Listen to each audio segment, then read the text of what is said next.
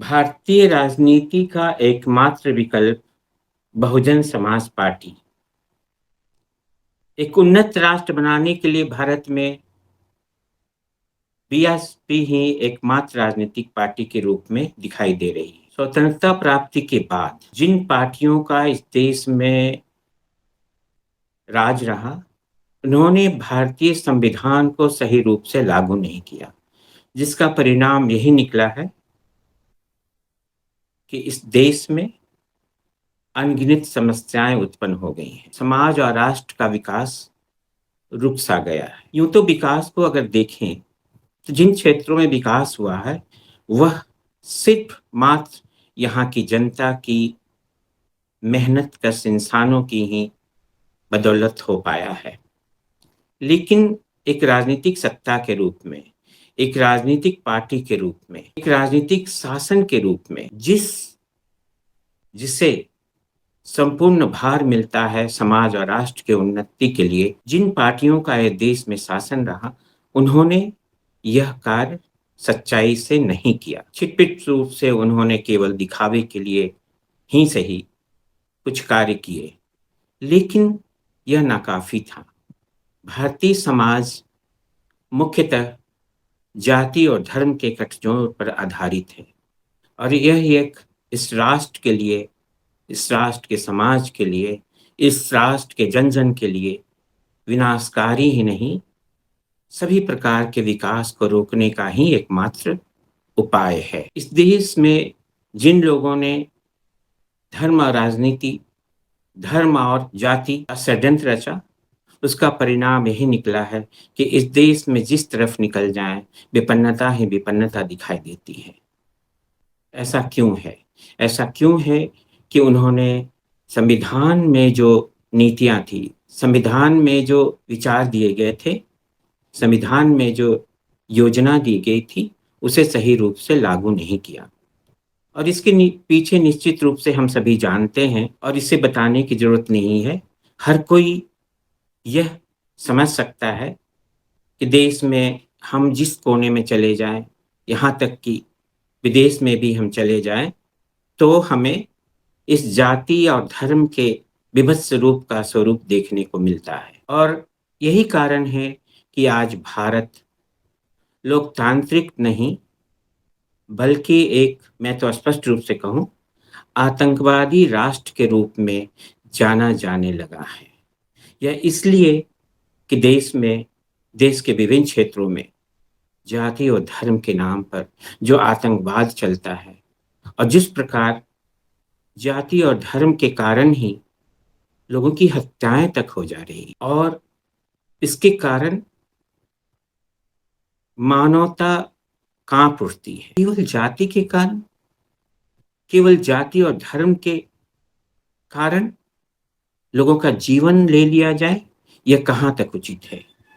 संसार ने सभ्यता में क्या प्रगति की, और यह स्पष्ट रूप से इस देश में दिखाई दे। देश को वसुधैव कुटुंबकम का नाम दिया गया, लेकिन क्या यह देश अपने देश को ही एक परिवार बना पाए?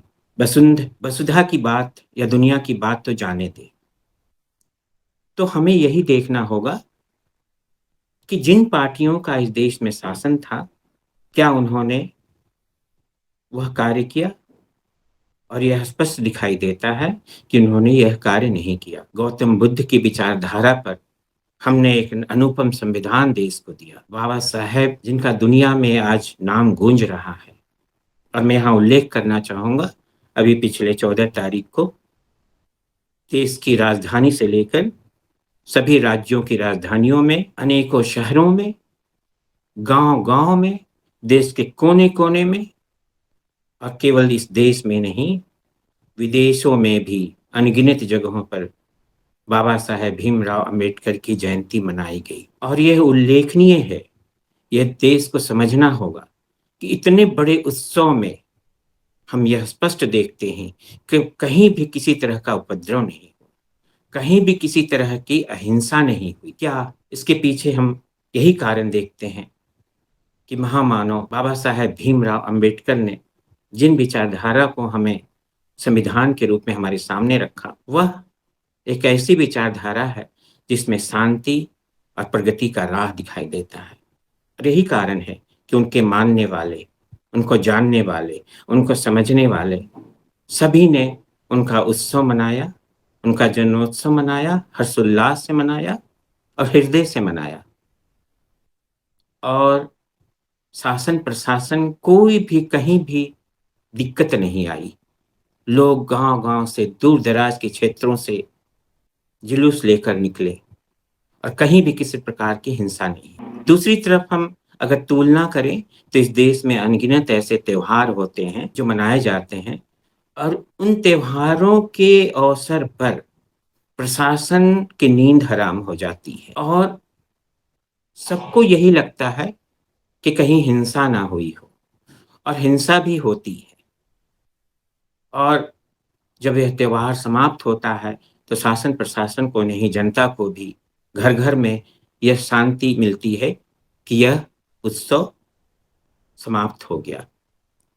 तो यहाँ ये दोनों प्रकार की तुलना मैं इसीलिए करना चाहता हूँ कि इस देश में अगर मानवतावादी संस्कृति, बुद्ध की मानवतावादी संस्कृति को ही स्थापित करना है, तो हमें उसी राह पे चलना होगा। और देश की जितनी भी राजनीतिक पार्टियाँ हैं, उन्होंने इस विचारधारा को नहीं अपनाया और यही कारण है कि विकास की गति रुक सी गई है, चारों ओर विपन्नता दिखाई देती है। महात्मा बुद्ध, महात्मा फुले, बाबा साहेब भीमराव अंबेडकर और उनकी विचारधारा को लेकर एक अद्भुत बोधिसत्व हमारे बीच आते हैं, जिनका नाम मान्यवर काशीराम जी।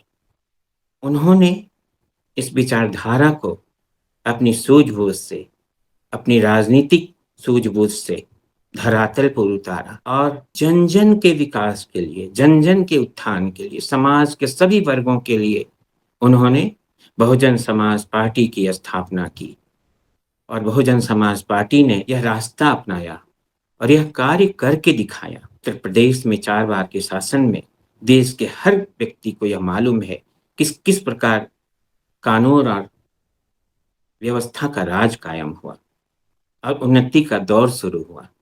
सबको यही लगने लगा कि उनकी भी कोई पूछ हो रही है और इसीलिए आज की तिथि में वर्तमान भारत में अगर राजनीतिक विकल्प के रूप में कोई है, तो वह एकमात्र बहुजन समाज पार्टी ही है।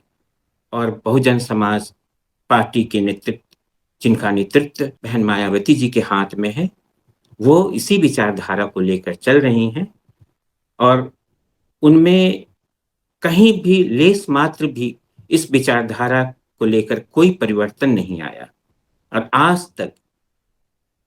इसीलिए देश के कोने-कोने में अब बहुजन यह समझने लगे हैं कि अगर राजनीतिक पार्टी के रूप में अगर कोई विकल्प है, तो वह बहुजन समाज पार्टी ही है और उनका नेतृत्व बहन मायावती जी के हाथ में है।